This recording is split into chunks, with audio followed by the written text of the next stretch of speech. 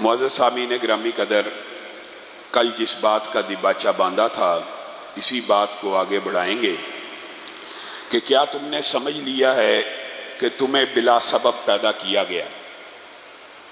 بنیادی طور پہ رمضان کا مہینہ ہمارے لیے آیا تقوی پیدا کرنے کے لیے، اللہ کا خوف پیدا کرنے کے لیے۔ یہ اللہ کا خوف پیدا کیسے ہوتا ہے؟ ان میں سے ایک بڑا اہم جو عوامل میں سے ایک عمل یہ ہے اور ایک سوچ اور فکر کی ڈائریکشن یہ ہے کہ انسان اس دنیا کی حقیقت کے بارے میں ذرا غور کرے اور اس دنیا کی حیثیت کو ذرا سمجھے۔ رسول اللہ صلی اللہ علیہ وسلم کی نظر میں اس دنیا کی حقیقت اور حیثیت کیا ہے؟ ایک دن سو کے اٹھے ہیں، چہرے کے اوپر چٹائی کا نشان ہے، صحابہ بے چین ہو گئے کہ یہ والی بطحہ ہیں، یہ تاجدار مدینہ ہیں، یہ رسول اللہ صلی اللہ علیہ وسلم ہیں۔ وہ کیسر و کسرا تو اپنے محملی تکیوں کے اوپر ریشم کے بستروں کے اوپر سوتے ہیں، یہ ہمارا رسول اور پیغمبر سوتا ہے تو چہرے کے اوپر چٹائی کے نشان لگ جاتے ہیں، بے چین ہو گئے۔ اللہ کے رسول، آپ کو کوئی نرم بچھونا اور نرم بستر نہ دے دیا جائے؟ تو رسول اللہ صلی اللہ علیہ وسلم نے کہا تم نے کیا سمجھا؟ میں محمد صلی اللہ علیہ وسلم کی اس دنیا کے ساتھ مثال ایک مسافر کی سی ہے، میں نے یہاں پہ ہمیشہ نہیں رہنا۔ کون کہہ رہا ہے؟ رسول اللہ صلی اللہ علیہ وسلم۔ یہ جو آرزوؤں کے تم محلات سجاتے ہو، بلڈنگیں بناتے ہو، میں محمد صلی اللہ علیہ وسلم کی مثال اس مسافر جیسی ہے جو کسی سفر کے اندر کچھ دیر کے لیے کسی سایہ دار درخت کے نیچے رک جاتا ہے، اس درخت کے نیچے اپنے گھروں کو قائم نہیں کرتا، آرزوؤں کے محلات کو تعمیر نہیں کرتا۔ میں نے اور آپ نے رسول اللہ صلی اللہ علیہ وسلم کی زہد، اس تقوی والی زندگی سے کچھ بھی نہیں سیکھا۔ رسول اللہ صلی اللہ علیہ وسلم کے بارے میں صحیح حدیث میں آتا ہے کہ ایک مرتبہ آپ کے پاس مہمان آیا اور رسول اللہ صلی اللہ علیہ وسلم نے اپنے ایک گھر میں کہا مہمان کی مہمانداری کے لیے کوئی چیز بھیجی جائے۔ گھر سے پانی کا گلاس آیا، دوسرے گھر میں پیغام بھیجا، پانی کا گلاس آیا، تیسرے گھر میں پیغام بھیجا، پانی کا گلاس آیا۔ 8-9 گھروں میں رسول اللہ صلی اللہ علیہ وسلم مہمانی کا پیغام بھیج رہے ہیں، 8 اور 9 گھروں سے پانی کا گلاس آ رہا ہے۔ میرے اور آپ کے دسترخوان اللہ کا شکر ہے افطاری کے وقت نعمتوں سے سجے ہوتے ہیں، اور وہ رسول اور وہ پیغمبر کیا یہ ساری کی ساری نعمتیں حاصل نہیں تھے کر سکتے؟ رسول اللہ صلی اللہ علیہ وسلم نے غربت کو اختیار کیا ہے، ورنہ رسول اللہ چاہتے تو دنیا کی ہر نعمت ان کے سامنے پیش کر دی جاتی۔ صحابہ بیان کرتے ہیں رسول اللہ صلی اللہ علیہ وسلم نے دنیا کو اتنا حقیر جانا ہے، ایک صحابی نے عجیب واقعہ رقم کیا کہ میں نے دیکھا رسول اللہ صلی اللہ علیہ وسلم بھوک سے مسجد النبوی کے اندر کروٹیں لے رہے ہیں، بھوک سے۔ اور رسول اللہ صلی اللہ علیہ وسلم کے بارے میں ایک صحابی نے اور عجیب نقشہ کھینچا، کہا رسول اللہ صلی اللہ علیہ وسلم کو میں نے دیکھا اور میں ان کے پاس گیا اور میں نے کہا اللہ کے رسول میں بھوک سے ہوں۔ کہا کتنی بھوک سے ہو؟ کہا اپنے کرتے کو اٹھایا، میں نے ایک پتھر باندھا ہوا تھا۔ رسول اللہ صلی اللہ علیہ وسلم مسکرانا شروع ہو گئے اور اپنے کرتے کو اٹھایا، میں نے دیکھا آقائے دو جہاں کے جسم کے اوپر 2 پتھر بندھے ہوئے تھے، ایک نہیں 2۔ اور یہ پتھر اس لیے باندھا جاتا ہے کہ معدے کو یہ احساس دلایا جائے کہ تو بڑا بھاری ہے، تیرے اندر کوئی شے موجود ہے۔ آج ہلکا سا روزہ، ابھی یہ روزہ کتنے گھنٹے کا، ہلکی سی کیفیت اور ہلکا سا احساس ہمارے دلوں میں آ جاتا ہے۔ میرے بھائیوں، جو دیباچہ، جو مقدمہ 2 دنوں سے آپ کے سامنے رکھنے کی کوشش ہو رہی ہے وہ یہ ہے کہ نیکیوں کے پیچھے بھاگیے، نیکیوں، اور اللہ نے بھی قرآن میں سابقو کا لفظ استعمال کیا، سارعو کا لفظ استعمال کیا ہے۔ بھاگنا ہے نیکیوں کے پیچھے۔ کیوں بھاگنا ہے؟ یہ دنیا کی زندگی، یہاں پہ رہنے کے لیے جو چیزیں ہیں، آرزویں ہیں دنیا کے اندر، اگر آپ غور کریں تو 3-4 چیزیں انسان کو بڑی اٹریکٹ کرتی ہیں. ایک مال، اور ایک اولاد، اور ایک شہرت. بالعموم اچھا نیک نام ہونا یہ بھی اٹریکٹ کرتا ہے انسان کو. مال اٹریکٹ کرتا ہے، بیٹے اولاد اٹریکٹ کرتے ہیں، اور یہی وہ چیزیں ہیں جن کی وجہ سے انسان گناہوں کے اندر مبتلا ہو جاتا ہے.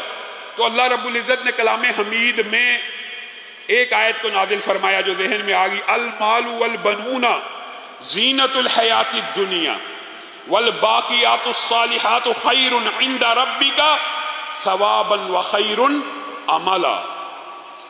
کتنی عظیم آیت ہے، اللہ کی قسم ایک آیت پوری زندگی بدل سکتی ہے. اور اللہ رب العزت نے اس آیت میں المال والبنون کا ذکر ایسے نہیں کیا کہ یہ حقیر ہیں، یہ برے ہیں، بلکہ کیا کہا؟ زینت الحیات الدنیا. مال اور بیٹے اس دنیا کی زیب و زینت ہیں. اللہ کو بھی علم ہے، اور اللہ بھی کیسے عدل اور توازن کے ساتھ بات کر رہے ہیں. یہاں پہ احادیث موجود ہیں اس سے متضاد مفہوم کی، لیکن یہاں پہ کمپیریزن آنا تھا دو چیزوں کا. تو اللہ تعالیٰ نے کمپیئر کیا، اور کمپیریٹیو سٹڈی کے اندر کیا کہا؟ مال اور بیٹے، مال اور اولاد دنیا کی زینت ہے، بے شک ہے، لیکن والباقیات الصالحات. لیکن یاد رکھنا کہ جو نیک عمل ہیں، مال بھی بیٹے بھی اس دنیا کی زینت ہیں، ان سے انسان امیدیں وابستہ کرتا ہے، ان سے آرزوئیں لگاتا ہے، ان سے خواہشات ہوتی ہیں مستقبل کے حوالے سے، مال کے حوالے سے. مال انسان کیوں کماتا ہے؟ مال اسی لیے کمایا جاتا ہے کہ مستقبل اچھا گزرے. مال کے کمانے کا اور کیا موٹیو ہوتا ہے؟ کوئی موٹیو نہیں کہ آئندہ آنے والی زندگی سہولت سے گزرے. اور بیٹوں کے ساتھ امیدیں وابستہ ہوتی ہیں، آرزوئیں وابستہ ہوتی ہیں. یہ ہماری گدی پہ بیٹھیں گے، یہ ہمارے بعد ہماری دکان کو چلائیں گے، ہمارے کاروبار کو چلائیں گے، تجارت کو چلائیں گے. یہ سلسلہ چلتا چلا جائے گا. المال والبنون زینت الحیات الدنیا ہے، یہ آرزویں بھی ٹھیک ہیں جو آپ کی ہیں. والباقیات الصالحات خیر عند ربک ثوابا وخیر عملا. لیکن تمہارا رب تمہیں ایک بات بتلانا چاہتا ہے کہ ان دو سے بہتر ثواب کی اور بدلے کی امید اگر لگانا چاہتے ہو تو نیکیوں سے لگاؤ، اور ان دونوں سے بہتر امیدیں لگانا چاہتے ہو، ثواب کی بھی، بدلے کی بھی، اور اجر کی بھی امیدیں باندھنا چاہتے ہو تو ان نیکیوں سے باندھو. کیوں؟ آپ اس بات کے اوپر اگر غور کریں تو جس وقت سبحان اللہ ایک موت کا جھٹکا، صرف ایک موت کا جھٹکا، ایک موت کا لمحہ آیا. اب دیکھیں ایک بندے نے ساری زندگی مال کمایا ہے، ارب پتی ہے، خرب پتی ہے، ہر ایک نے مرنا ہے کہ نہیں مرنا؟ مر گیا. ایک ارب ایک خرب بھی کما کے اگر مر گیا تو یہ مال اور بیٹے تو صرف دنیا ہی کی زینت تھے. آج مر گیا، جیسے ہی مرا مال ساتھ رہا.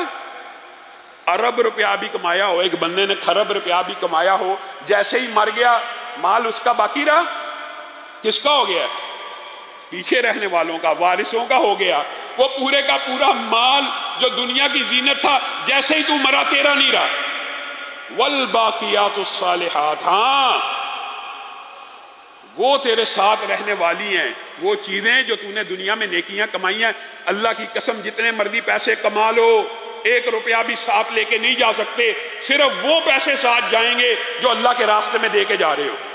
مال میں سے صرف وہ پیسہ قبر میں ساتھ جانا اور آخرت میں ساتھ رہنا جو دنیا میں اللہ کے راستے میں خرچ کر لیا. بیٹے بے شک دنیا کی بڑی نعمتوں میں سے اور زینت میں سے ہیں، لیکن جیسے ہی بندہ مر گیا سگا باپ ہی کیوں نہ ہو، جتنے مرضی محبت کرنے والے بیٹے ہی کیوں نہ ہوں، جتنا مرضی بڑا لینڈ لارڈ ہو، بڑے بڑے 2-2 ایکڑ کے گھروں میں رہنے والا ہو، یہی بیٹے 5 فٹ کے 6 فٹ کے کھڈے کے اندر اپنے باپ کو ڈال کے چلے جائیں گے. والباقیات الصالحات، قبر میں ساتھ کس نے دینا ہے؟ کیا بیٹے نے ساتھ آ جانا ہے؟ کیا مال نے ساتھ دفن ہو جانا ہے؟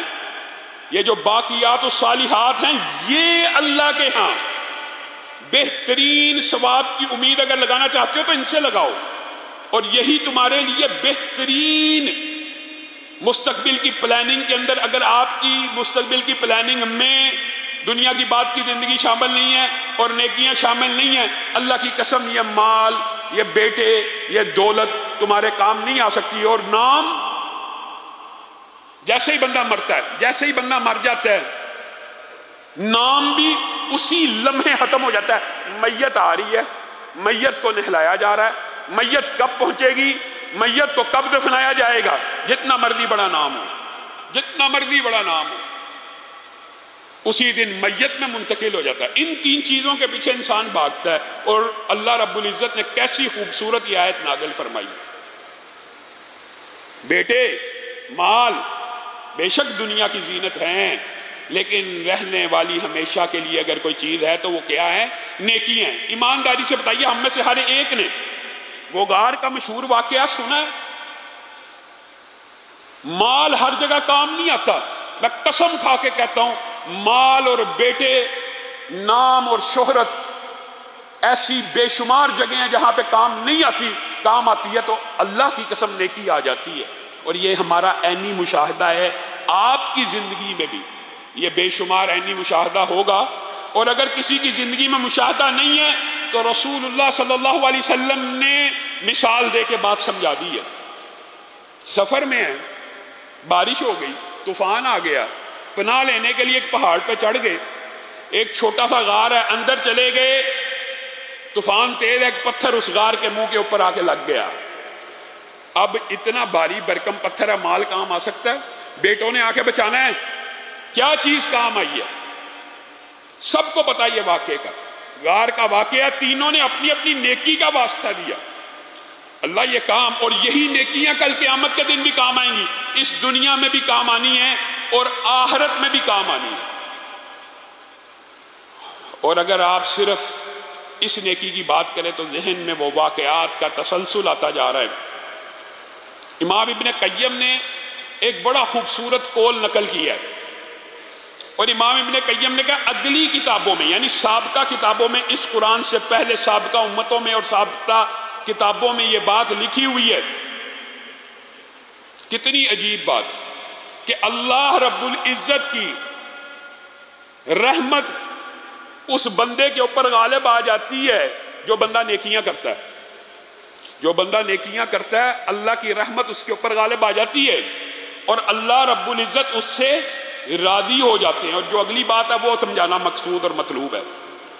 اور اس کی نیکیوں کی وجہ سے جب رب راضی ہو جاتا ہے اور رحمت غالب آ جاتی ہے تو وہ رحمت صرف اس تک محدود نہیں رہتی۔ اللہ کے بندو یہ نیکیاں تم کر رہے ہو، اور اللہ کے بندو تم چاہتے ہو تمہاری اولاد نیک ہو، نسلوں میں دین کا سلسلہ رہے، اولاد جتنا مرضی برا باپ ہو اور جتنی مرضی بری ماں ہو، اگر مومن ہو، مسلمان ہو، وہ نہیں چاہتی کہ اس کا بیٹا بے حیا بنے، اس کا بیٹا چور بنے، اس کا بیٹا ڈاکو بنے۔ وہ کیسے نہیں بنے گا؟ تو امام ابن قیم نے کہا اگلی کتابوں میں یہ بات لکھی ہوئی میں نے پڑھی ہے کہ جس کے اوپر رب راضی ہو جاتا ہے اور رحمت غالب آ جاتی ہے، پھر اللہ کی یہ رحمت اس تک محدود نہیں رہتی، بلکہ اس کی 7 نسلوں میں اس کے ساتھ چلتی رہتی ہے۔ ایک بندے کی نیکی سے 7 نسلوں تک رحمت چلتی رہتی ہے۔ اور اگر آپ قرآن پاک کا مطالعہ کریں تو 7 نسلوں سے بھی آگے کی بات ہے، 40 نسلوں کی بات، 4 ہزار سال کی بات بھی قرآن پاک میں موجود ہے۔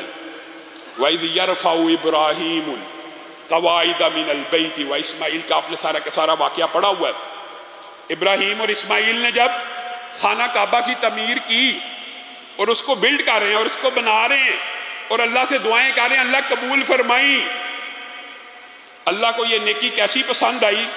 7 بات جزوی طور پہ آئی ہے تو یہ بھی سمجھ لیجئے، اس میں بڑے نقطے علماء نے بیان کیے ہیں۔ گھر بنا رہے ہیں اللہ کا خلوص نیت سے، اور ہیں باپ بیٹا، آبادی تو ہے نہیں، اور گھر کتنا عظیم الشان والا بنا رہے ہیں۔ اللہ سے دعا کرتے ہیں، وہ بھی قرآن پاک میں پوری کی پوری دعائیں موجود ہیں۔ اے اللہ، اب اس گھر تو ہم نے بنا دیا، اب اس گھر کو آباد کرنے والا ہماری اولاد میں سے کوئی بھیج، اب ہماری اولاد میں سے اس گھر کو آباد کرنے والا بھی تو بھیج، جو اس گھر کو، اتنی شان و شوکت اور عظمت والے گھر کو عوام اور افراد سے بھر دے۔ کوئی ایسا تو بھیج جو ان کو پڑھ پڑھ کے آیتیں سنائے، اس گھر کی تعظیم کا حق ادا ہو جائے۔ اللہ کے بندو، یہ مسجدیں اینٹوں اور گاروں سے آباد نہیں ہوتی، علماء سے، اماموں سے، قرآن کے قاریوں سے، دین کی خدمت کرنے والوں سے آباد ہوتی ہے۔ اینٹیں ہونی چاہیے، اعتراض نہیں ہے، خوبصورت ہونی چاہیے مسجد، کلین ہونے چاہیے، ڈیکوریشن بھی ہونی چاہیے، لیکن صرف ڈیکوریشن پتھروں اور ماربلوں سے مسجدوں کو آباد نہیں کیا جا سکتا۔ مسجدیں علماء دین سے آباد ہوتی ہے، دین کے خادموں سے آباد ہوتی ہیں، قاریوں سے آباد ہوتی ہیں، حفاظ سے آباد ہوتی ہیں۔ تو ابراہیم دعا کر رہے ہیں، اتنا عظیم الشان گھر ہم باپ بیٹے نے بنا دیا، اب اس کو آباد کرنے والا بھی تو بھیج۔ یہ اللہ کی رحمت ہے اور اللہ کی ان کے اوپر رضا ہے۔ نیکی یہ ہے، کس نے نیکی کی؟ ابراہیم نے۔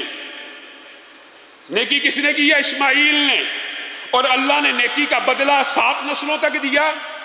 ابراہیم کے ساتھ ایسا احسان کیا کہ ابراہیم کی نیکی کو ایسا قبول کیا، ابراہیم کی ساری زندگی کی نیکیوں کو اللہ رب العزت نے یہ اعزاز بخشا ہے۔ آپ حیران رہ جائیں گے کہ ابراہیم کے پیدا ہو جانے کے بعد اور ان کی نیکیوں کو قبول کرنے کے بعد اللہ تعالیٰ نے نبوت کے سارے سلسلے حضرت ابراہیم کی اولاد میں رکھے ہیں۔ نبیوں کے باپ ہیں، ایک ہزاروں نبیوں کے باپ ہیں، اور محدثین نے لکھا ابراہیم کے آ جانے کے بعد پھر کوئی نبی ابراہیم کی اولاد سے باہر نہیں آیا۔ اور کتنی صدیوں کے بعد جناب محمد صلی اللہ علیہ وسلم کو اس گھر کی آبادی کے لیے بھیج دیا، اور آج اس نبی کی تبلیغ اور اس نبی کی نیکی کی وجہ سے جائیے ذرا۔ مجھے رات کو کسی نے ویڈیو دی، حیران رہ جاتا بندہ۔ خانہ کعبہ کی آج رونق ہے، رمضان کے مہینے میں ایسے لگ رہا ہے جیسے حج ہو رہا ہے۔ یہ گھر نیکیوں سے آباد ہوتے ہیں۔ کس باپ ابراہیم کی نیکی آج تک چلی آ رہی ہے۔ میں اور آپ بیٹے ہیں، دنیا کا مال ہیں، دنیا کی زینت ہیں، لیکن والباقیات الصالحات، ہمیشہ رہنے والی بہترین ثواب کی امید، بہترین امیدوں کا محور اور منبع نیکیاں ہونی چاہیے۔ ہم نے نیکیوں کو، اچھا چھوٹی چھوٹی نیکی، السلام علیکم، اس کو ہم نے بھلا دیا ہوا۔ رسول اللہ نے فرمایا پھیلاؤ، عام کرو، محبت پھیلے گی۔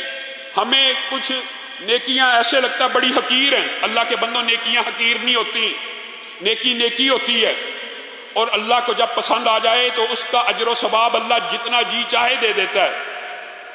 وہ عورت کا واقعہ دماغ سے نکل گیا، کتنی کو بڑی نیکی تھی، ایمانداری سے بتلائیے۔ آخر ایک کتے کو تو دیکھا تھا کہ بھوک اور پیاس سے اس کی زبان باہر نکلی ہوئی ہے، فاحشہ عورت ہے، برائی کا ارتکاب کرنے والی ہے، اس کتے کو پانی پلاتی ہے۔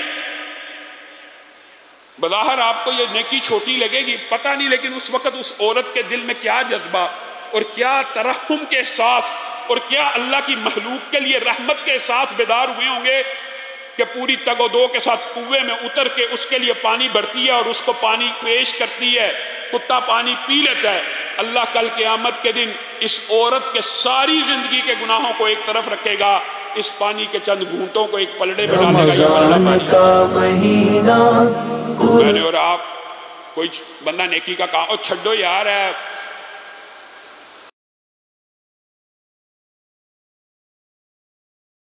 بات یہ ہے کہ نیکیاں انسان کرتا کیسے، اور نیکیاں انسان سے عمل میں کیسے وقوع پذیر کیسے ہوتی ہیں۔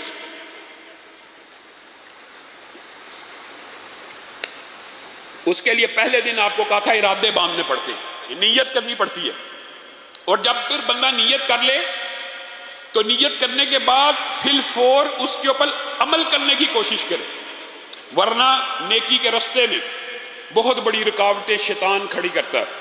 اور نیکی کے رستے میں رکاوٹیں صرف جنوں میں سے شیاطین نہیں کھڑی کرتے، انسانوں کے شیاطین بھی کھڑی کرتے ہیں۔ آپ کو کنفیوز کریں گے۔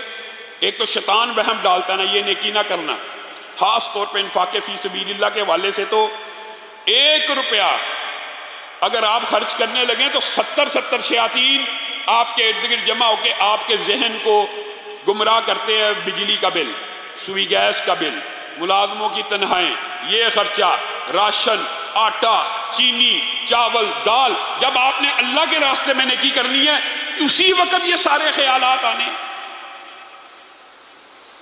جب آپ نیکی کا ارادہ کر لیں، جب بھی کسی نیکی کا ارادہ کر لیں تو اس کے اوپر فوری عمل درآمد کرنا شروع کریں. اگر آپ عمل درآمد نہ کریں گے، اس کو پینڈ کریں گے، مؤخر کریں گے، وہ نیکی ہاتھ سے نکل جائے گی.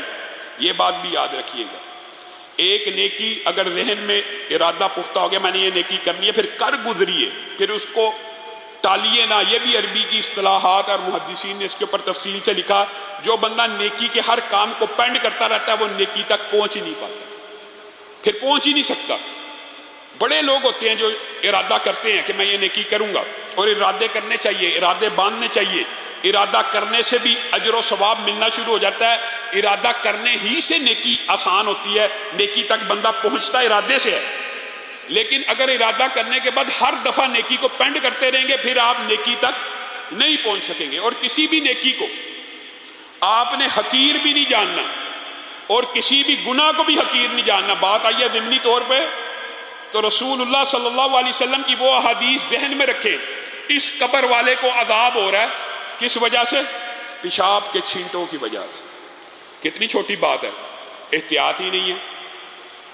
چغلی اور نمیمے کی وجہ سے، لوگوں کے درمیان فتنہ اور فساد پھیلانے کی وجہ سے اس کو عذاب ہو رہا ہے. اور ہمارے نزدیک یہ پیشاب کے چھینٹوں سے بچنا تو آج کل معاشرے میں خاص طور پہ جو کم عمر بچے ہوتے ہیں ان کی ٹریننگ بھی نہیں ہے.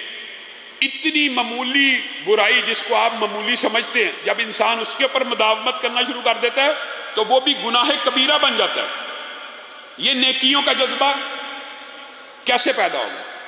یہ نیکیوں کے جذبہ پیدا کرنے کے لیے محدثین نے ایک تو یہ رمضان کی پوری ٹریننگ ہے. نیکیوں کا جذبہ رمضان میں پیدا ہوتا ہے. شیاطین جب سرکش جکڑے جاتے ہیں تو نیکیاں قدرتی آسان ہو جاتی ہیں. یہ جو انسان کے ساتھ قرین ہوتا ہے یہ اس قدر طاقتور نہیں ہوتا کہ اپنے باسز کے بغیر انسان کو آسانی سے شکست دے دے. اسی لیے آپ دیکھتے ہیں کہ رمضان کا مہینہ آتا ہے مسجدیں بھر جاتی ہیں، کیونکہ انسان بہرحال، لیکن کئی انسانوں کے جو نفس ہوتے ہیں وہ بذات خود بھی برائی کر کر کے جیسے دل کالا ہو جاتا ہے، زنگ آلود ہو جاتا ہے، مہریں لگ جاتی ہیں. تو پھر وہ دل انسان کو وہ قرین کے ساتھ مل کے وہ برائی کے اوپر رمضان میں بھی لگے رہتے ہیں. لیکن آسان ہے. آپ نے خود محسوس کیا ہوگا کہ رمضان کے اندر آپ کے لیے روزہ رکھنا آسان ہے، آپ کے لیے نمازیں پڑھنا آسان ہے، آپ کے لیے باجماعت نماز میں حاضری آسان ہے.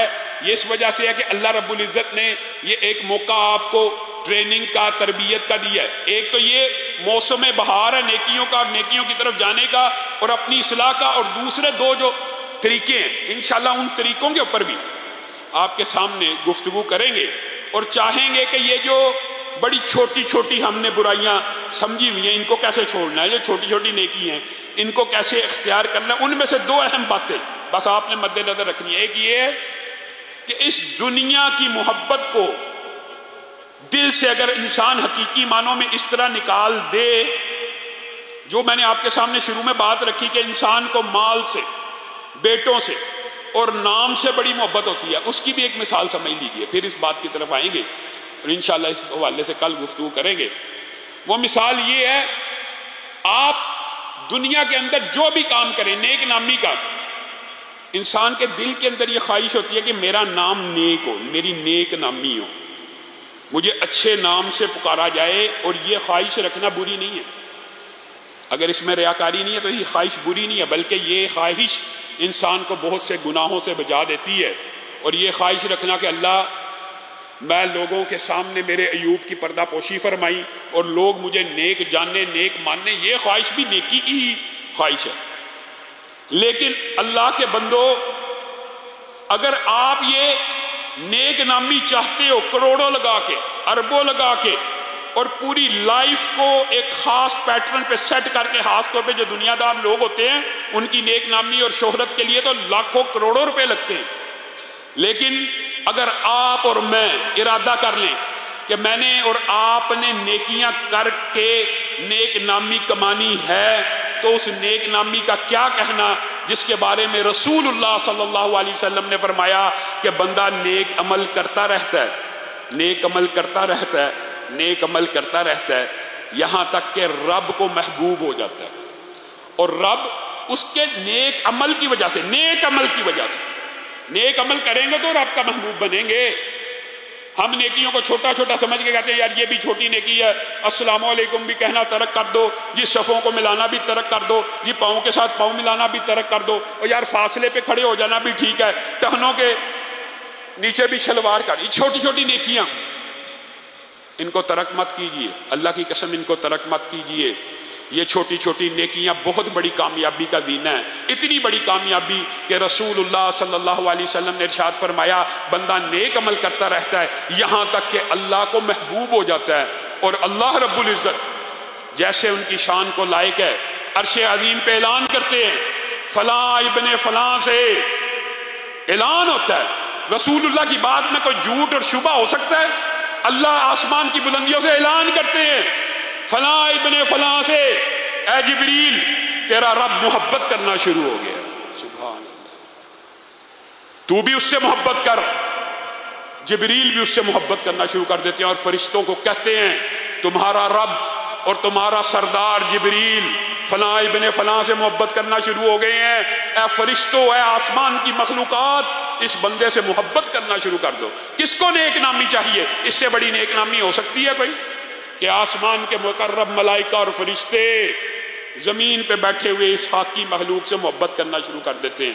اور رسول اللہ صلی اللہ علیہ وسلم ارشاد فرماتے ہیں جب آسمان کے فرشتے اس بندے سے محبت کرنا شروع کرتے ہیں تو زمین کے نیک لوگوں کے دلوں کے اوپر بھی ان محبتوں کا نزول ہو جاتا ہے، اور دنیا کے اندر جو نیک لوگ ہوتے ہیں وہ بھی اس شخص سے محبت کرنا شروع کر دیتے ہیں۔ اللہ رب العزت ہمیں اگر نیک نامی اور شہرت بھی چاہیے تو اللہ یہ عطا فرما۔ سبحان ربک رب العزت عما یصفون وسلام علی المرسلین